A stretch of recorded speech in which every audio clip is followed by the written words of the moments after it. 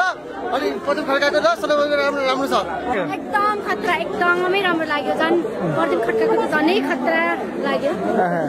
कस्तो पाइदिनु भएको छ एकदम राम्रो पाइरहेको छु है फर्स्ट शो नै यस्तो हाउसफुल भएको देखेर I'm so happy so great यो craze for the first time देखिरहनु भएको छ होइन सेलिब्रिटी क्रेज हुन्छ नि हाउस द फिलिङ हेलो कस्तो लाग्यो एक्टिङ राम्रो लाग्यो स्टोरी भन्दाखेरि दुईटै कस्तो लाग्यो स्टोरी चाहिँ एकदम राम्रो छ स्टोरी वाइज हेर्ने हो भने क्यारेक्टर चाहिँ मलाई दुर्गा जुन क्यारेक्टर छ नि त्यो चाहिँ लिड लाग्यो अनि अब एक्टिङ वाइज हेर्ने हो भने चाहिँ पर्सनली फेभरेट भनेको नेगेटिभ रोल लाग्यो तपाईलाई बोयफ्रेन्ड बनाउने भन्ने कुरा सिंगल त सुरु भनेपछि भिलेनको डिमान्ड धेरै हुने रहेछ होइन हुनु पर्यो नि त जहाँ राम हुन्छ त्यहाँ रावण त हुन्छ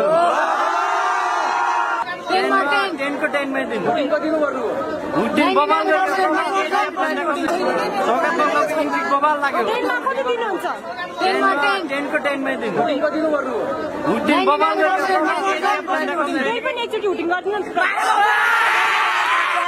वारे गाउँको रेकर्ड गर्छ अरूले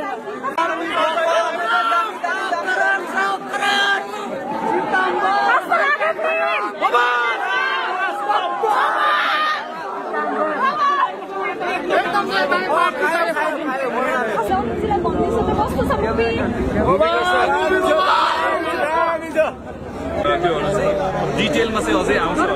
तर इनिसियली चाहिँ फिल्म चाहिँ एज अ होल नै फिल्म चाहिँ एकदमै मन पराउनु भएको छ र पार्टको चाहिँ खोजी अहिलेदेखि नै भइसकेको छ त्यो चाहिँ एकदमै राम्रो सङ्केत हो जस्तो लाग्छ